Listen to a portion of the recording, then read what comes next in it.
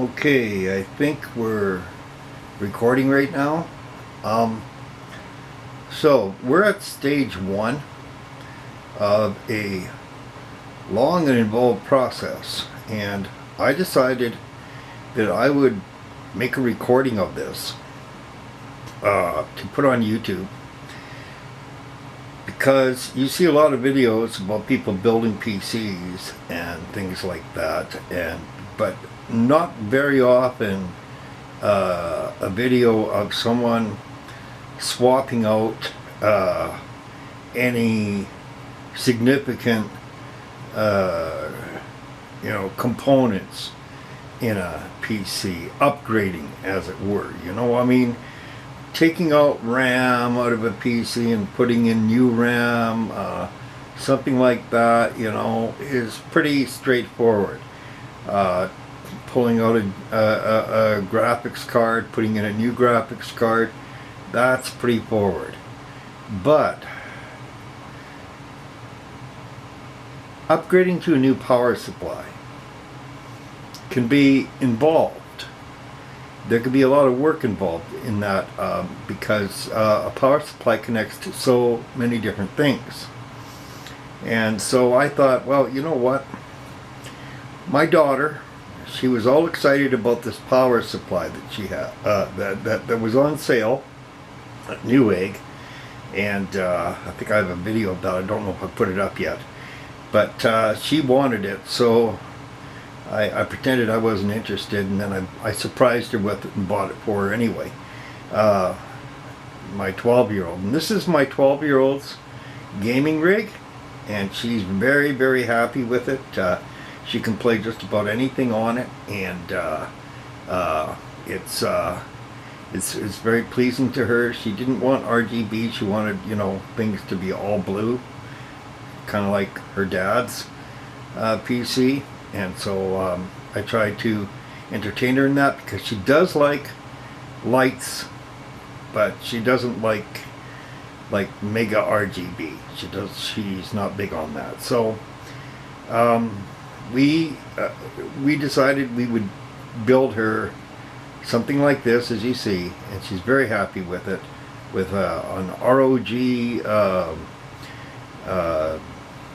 system board, and she's got Republic of Gamers Strix a graphics card, and she's a big Asus fan, probably more of an Asus fan than I am, and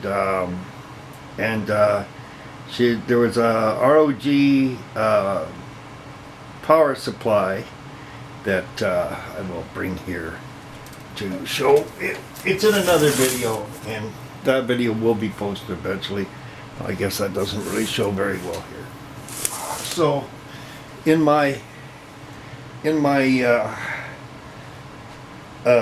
amateur video, Dumpster Divers amateur video, PC reclamation here, we're going to replace a power supply, and I don't know how well I can zoom in and show exactly what I'm doing, but I'm hoping maybe some of you might be able to benefit from this.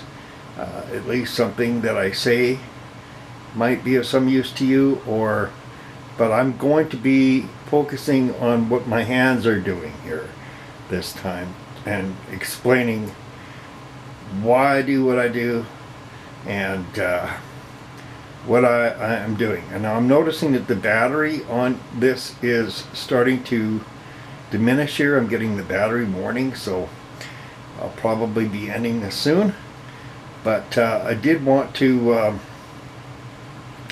explain at first what is going on, because this is a whole domino effect thing.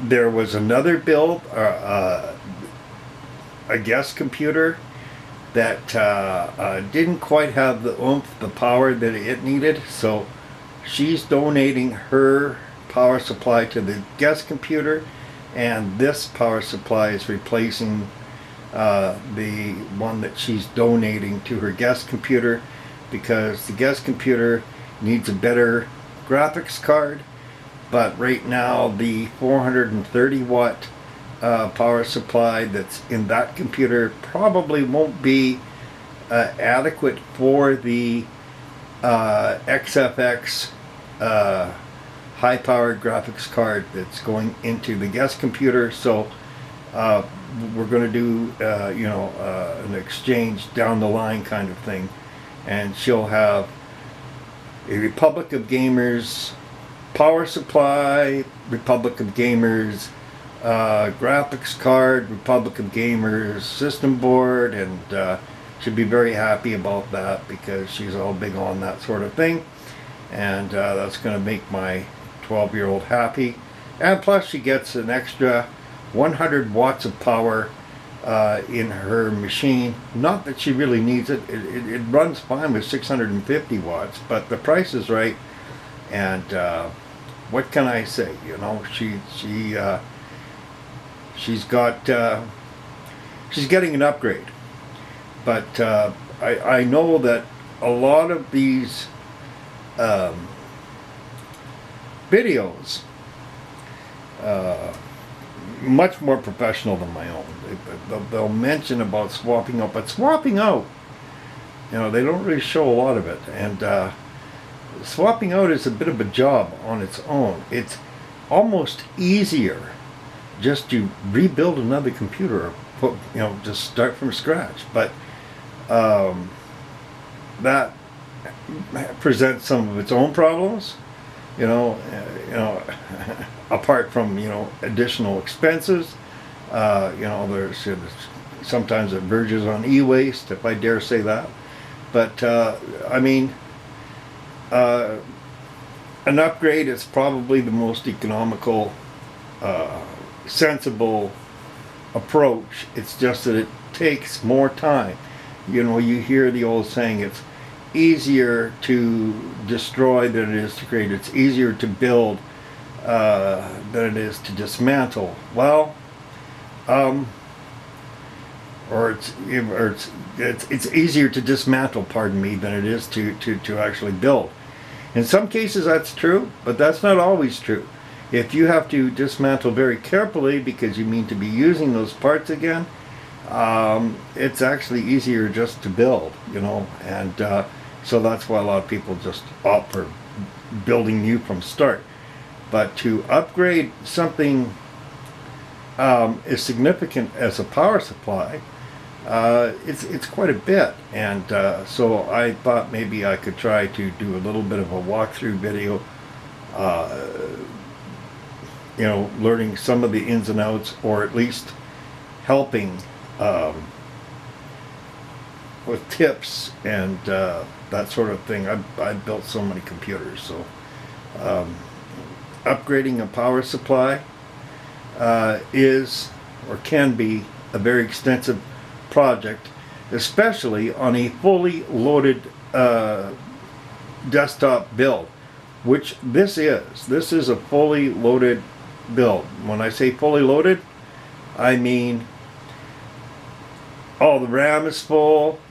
It's got a graphics card in it. It's got, you know, the the PCIe slots are full.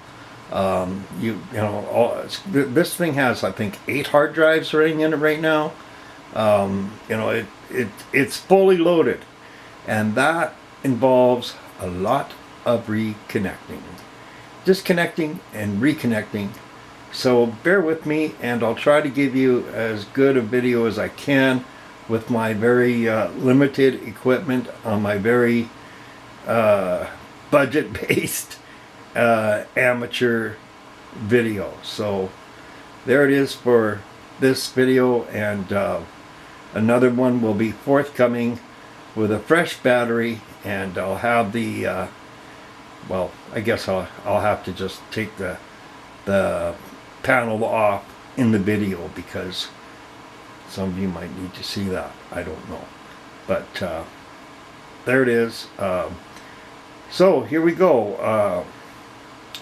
Upgrading power supply in a fully loaded desktop power computer, tower computer, yeah, power tower Tower power, yes, and definitely. So with no further ado, I will turn this off and we'll begin video number 2.